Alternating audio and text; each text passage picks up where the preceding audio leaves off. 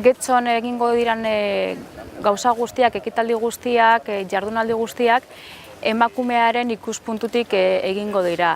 Emakumeak Getxon hainbat eta hainbat lekutan, esparrutan eta bar, eukidaben garrantzia erakusteko. Beraz, Felipa Bustingorri, Labrotx eta hainbat emakume nortzuk ziren eta zer eskaini dutzen Getxori eta euren papelak Getxon ezagutu gure badozuez, begiratu dizue gure programazioa eta ikusiko dozue urrian zehar hainbat eta hainbat ekitaldi edukiko dozuezala Getxo ezagutzeko beste ikuspuntu batetik. Emakumearen ikuspuntutik, emakumea protagonista izango da jardunaldi honetan.